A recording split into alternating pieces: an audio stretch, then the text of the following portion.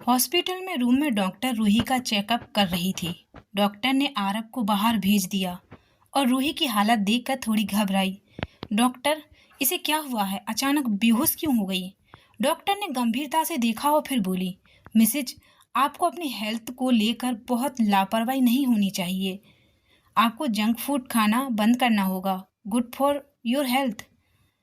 बाहर waiting area में आरव बेचैनी से बार बार चल रहा था। उसकी आंखों में डर था और मन में हजारों सवाल। वो एक पल के लिए भी शांत नहीं हो पा रहा था। आरव, रिलैक्स। रूही और बेबी दोनों ठीक हैं। विजय ने उसे समझाने की कोशिश की, पर आरव की घबराहट कम हो ही नहीं रही थी। तभी आरव ने पूछा, क्या हुआ है रूही को? ठीक तो है ना? अचानक रूही की मॉम रोते हुए रूम में आई और बोली, क्या हुआ रूही को? स्टाफ ने तभी आकर उन्हें बताया कि रूही की हालत अब स्थिर है। यह सुनकर सभी ने राहत की सांस ली और भागते हुए रूही के पास हॉस्पिटल रूम की ओर बढ़ने लगे। रूही की हालत और भी खराब हो गई थी। आरव की हालत देख वो और भी ज्यादा परेशान हो चुकी थी, क्योंकि आरव की नज़र आईसीयू के दरवाजे से एक सेकंड के लिए भी हट नहीं रही थी। उसकी आंखों में डर और बेचैनी साफ झलक रही थी। रूही खुद भी कांप रही थी। कुछ कहने की हिम्मत ही नहीं हो रही थी। रूही, धीरे से, खुद को संभालो आरव, हमें अभी और हिम्मत करनी है। अंदर एक पल के लिए भी आरव की जरूरत थी। जब डॉक्टर ने अंदर से बाहर आकर कहा, कृपया एक बार डॉक्टर को साइन करवाइए और पेशेंट को तनाव से दूर रखें। रूही की आंखों में आंसू थे। वो सब कुछ देख रही थी। जब डॉक्टर ने कहा, माँ और बच्चा दोनों बिल्कुल ठीक हैं, चिंता की कोई बात नहीं है, तो आरव ने तुरंत डॉक्टर का हाथ थाम कर पूछा, सच में रूही ठीक है ना? बेबी भी ठीक है? डॉक्टर ने मुस्कुराते हुए कहा, हाँ, थोड़ा थकान और तनाव का असर था। हमने दोनों को स्टेबल कर दिया है। आरव की सांस में सांस आई। वो तुरंत कमरे की ओर भागा। रूम के अंदर पहुंचते ही देखा रूही बिस्तर पर बैठी थी और आरुषि से बात कर रही थी। आरव दौड़कर आया और रूही को गले से लगा लिया। आरव कांपती आवाज में, रूही, क्या हुआ था? तुम कुछ बताती क्यों नहीं?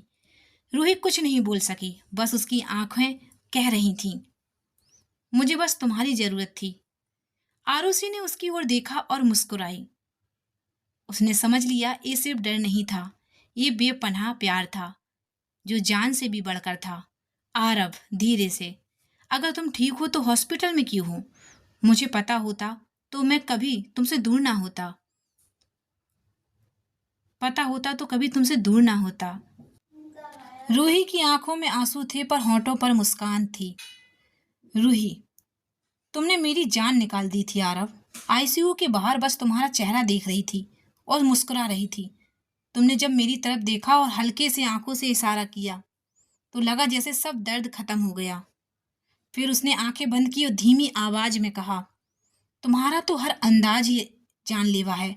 कोई लड़की बात करे तब, कोई बीमार हो जाए तब, कोई तुमसे लड़े भी तब, पर जब तुम चुप हो जाते हो ना तो जान सी निकल जाती है। रूही ने आरव का हाथ अपने सीने पर रखा और कहा, अब तुम चुपचाप यहीं लेट जाओ, समझे? सुबह सुबह रूही अस्पताल से सीधे मेंशन वापस आ गई थी। आरव को जब पता चला तो वो सीधा भागता हुआ अपने कमरे में आया। आरव, घबरा कर, रूही तुम यहाँ क्यों आ गई? डॉक्टर ने कहा था कि तुम्हें आराम चाहिए। रूही ने मुस्कुराते हुए कहा, आरव, तुम्हारे बिना वहां नींद नहीं आ रही थी और वैसे भी बेबी तुम्हें मिस कर रहा था। आरव, भावुक होकर, तो तुमने अपने रूम में शिफ्ट करवा लिया है? रूही ने हल्के से सिर हिला दिया।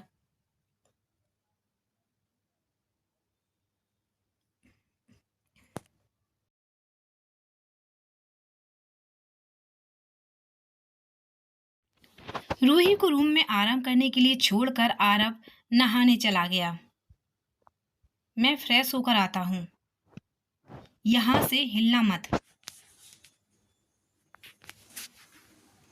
आरव के जाने के बाद रूही रूम में चारों तरफ देखकर बस अपना मुंह बना लिया।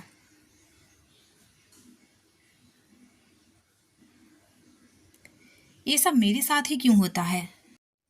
बेबी, देखा है ना आपने, आपके डैड हमेशा खुद में रहते हैं, मुझे कितना परेशान करते हैं। रूही अकेली बेचैन सी हो रही थी क्योंकि उसे वहां जरा भी अच्छा नहीं लग रहा था। थोड़ी देर में ही वह निया के पास आ गई, जिससे वह मानसिक रूप से थोड़ा सहज हो गई।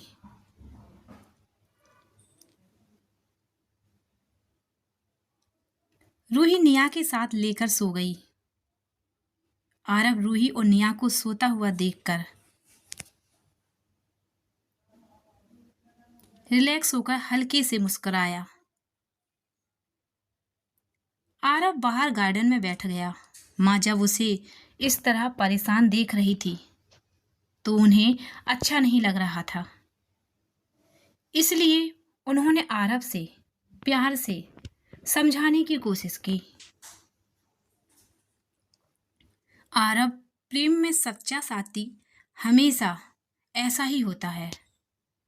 अगर तुम सच में रूही को हमेशा खुश देखना चाहते हो तो वो करो जो उसे पसंद है, नहीं जो तुम चाहते हो।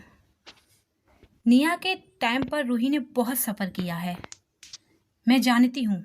उस वक्त उसके लिए खुश रहना कितना मुश्किल रहा होगा, लेकिन अब तुम उसके पास हो तो उसे जितना हो सके खुश रखो।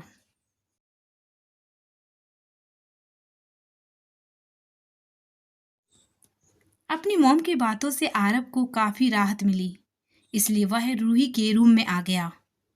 वो अब जाग चुकी थी और निया के साथ मस्ती कर रही थी। तो कह रही थी कि चलें अपने रूम में।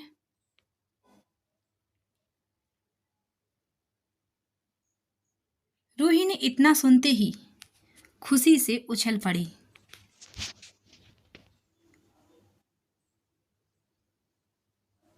क्या तुम सच कह रहे हो? रूही, अपनी शरारत बंद करो। अगर तुमने अपनी उछल कूद शरारतें बंद नहीं की तो मैं तुम्हें पनिशमेंट सजा दूंगा।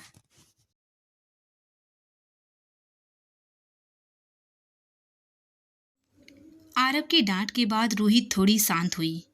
आरव उसे अपनी बाहों में लेकर रूम में ले जाने लगा और पीछे क्यूट सी निया ने पाउट बना लिया।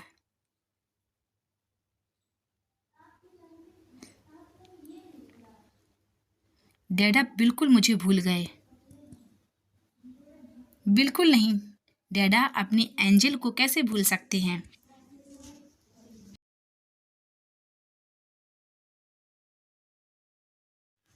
आरव, रूही और निया तीनों को साथ में देख रूम में मौजूद सभी